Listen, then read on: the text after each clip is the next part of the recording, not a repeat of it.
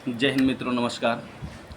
आज हम चर्चा करेंगे नॉर्मलाइजेशन के बाद कट ऑफ कितनी बनेगी और नॉर्मलाइजेशन कैसे होता है, किस बैच का कितना नंबर तक बढ़ाया जा सकता है, इस पे थोड़ा सा हम लोग चर्चा करेंगे। और बहुत सारे अभ्यर्थी कट ऑफ को लेके अभी बहुत ही कंफ्यूज हैं और परेशान भी हैं। देखा गया कि 72 बना हुआ है सब इंस्पेक्टर वाला में नॉर्मलाइजेशन के बाद 72% बना है नॉर्मलाइजेशन के बाद। तो कॉन्स्टेबल में कितना नॉर्मलाइजेशन के बाद बन सकता है, तो सबसे पहले नॉर्मलाइजेशन के ऊपर हम लोग चर्चा करेंगे कैसे होता है। देखिए, नॉर्मलाइजेशन देखा जाता है कि एग्ज़ाम, जैसे सारे डेटों का एग्ज़ाम हो गया, हर शिफ्ट का हो गया। अब शिफ्ट में ये देखना होता है कि किस शिफ्ट में अधिक से अधिक बच्चे नंबर ला रहे हैं। अब जैसे कि हमने तो एग्ज़ाम दिया नहीं, जो बच्चे दिए हैं उन लोग के बताने के अनुसार मैथ और रीजनिंग बहुत नॉर्मल था। मैथ रीजनिंग बहुत ही नॉर्मल था, इसमें बहुत सारे बच्चों का अच्छा नंबर आया है। जीके जीएस जो था और करेंट अफेयर्स, इसमें बहुत सारे अभ्यर्थियों को दिक्कत हुआ है, जो कि बहुत कम ही लड़के हैं जो 25 से ऊपर किए हैं। 25 क्वेश्चन से अधिक नहीं हो पाया है। और इसमें बहुत सारे लोग हैं कि जो बोल रहे हैं कि मैंने तो 130 किया था, 120 किया था, 118 किया है। तो देखिए, तुक्का मारने वालों के लिए खतरा होता है, क्योंकि ये माइनस मार्किंग है। तो तुक्का मारिएगा तो इसमें आपका नंबर कटेगा। तो जो लोग तुक्का मारे हैं, हम उनके लिए बात नहीं कर रहे हैं। जो सच में कितना किए हैं, नॉर्मलाइजेशन में नंबर उसी को मिलते हैं जो क्वेश्चन छोड़े होते हैं। ये मेन पॉइंट है, इसको ध्यान रखिएगा।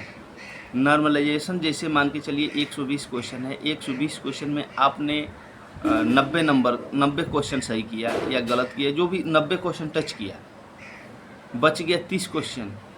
तो देखा जाता है कि कौन सा शिफ्ट में सबसे ज़्यादा बच्चे छोड़े हैं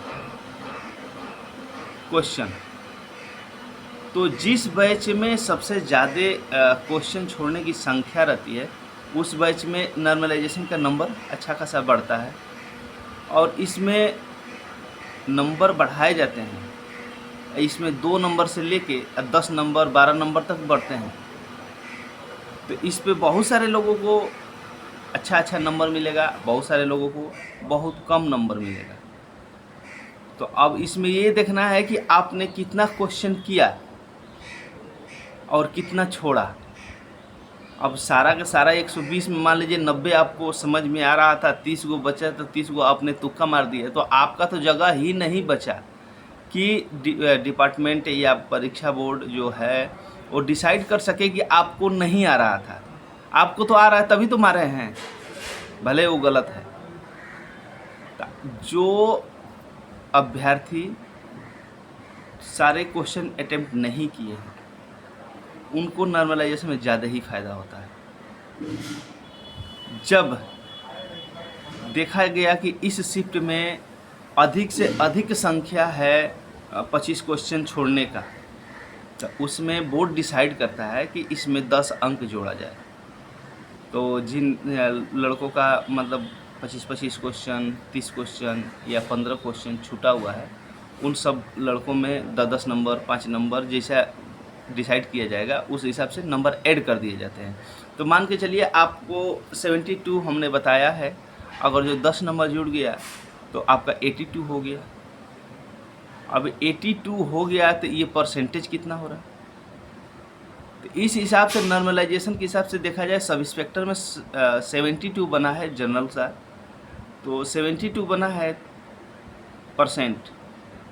और कॉन्स्टेबल का कितना बन सकेगा, तो नॉर्मलाइजेशन करने के बाद ये कभी भी आपको सब इंस्पेक्टर से आगे नहीं जाएगा। इसका मेरिट उससे नीचे ही रहेगा, अधिकतम 65, 68 या अधिकतम मान के चलिए 70। तो नॉर्मलाइजेशन के बाद है। तो जब नॉर्मलाइजेशन का अंक डाउन करेंगे तो हम बताए हैं 60%, तो उसका समथिंग आ जाएगा। तो देखिए, प्लस माइनस 5 अंक हम नहीं लेते हैं, 5 या 4 अंक अप डाउन हो सकते हैं हमारे बताए हुए में। लेकिन इससे ज़्यादा डिफरेंट होगा नहीं। तो हमने परसेंटेज बताया है आपको 60, तो मान के चलिए अगर जो 4% और घट बढ़ सकता है, 5 अंक परसेंट कम बेसी हो सकता है कि आपका 65% पर मेरिट बन जाए। तो 65% पर बनेगा तो आप अगर जो 60% लाए थे और उधर से 60% में 72 नंबर तो हुआ था और उधर से आपको 10 अंक मिल गया, तो ऐसे ही 82 हो गए, तो आपका तो मेरिट बन गया।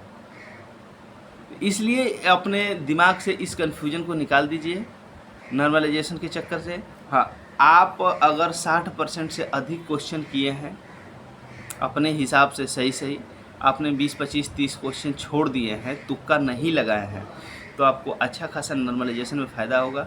और हम लोग के समय में 2013, 2012, 2009 में ये सब सिस्टम नहीं था नॉर्मलाइजेशन के। नॉर्मलाइजेशन से बहुत सारे लोगों को असुविधा भी होता है, क्योंकि मान के चलिए आप किसी बैच में गए 70 क्वेश्चन किए, कोई गया 65 क्वेश्चन किया, उसको नॉर्मलाइजेशन में 10 नंबर मिल गया, आपको नहीं मिला, आपको 5 नंबर मिला, फिर तो बात बराबर हो गई।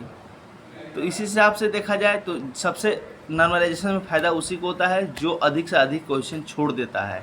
जैसे मान लीजिए हमारे पास अभी हम बताए कि अगर जो 80 क्वेश्चन किया उसके बाद 40 क्वेश्चन उसने छोड़ दिया, टच और तुक्का नहीं लगाया, तो तुक्का नहीं लगाने वाले को ज़्यादा फ़ायदा होता है। तो नॉर्मलाइजेशन करने के बाद कट ऑफ आपका वही रहेगा, वो बढ़ने से कोई मतलब नहीं है, घटने से भी कोई मतलब नहीं है। जिन अभ्यर्थी का अगर जो इसमें है तो वो लोग अपना फिजिकल का तैयारी कर सकता है, क्योंकि सब इंस्पेक्टर का मेरिट देखा गया तो 70 है, 72 है, 69 है, जैसे कि कैटेगरी वाइज। तो कैटेगरी वाइज है, ये नॉर्मलाइजेशन करने के बाद हुआ है।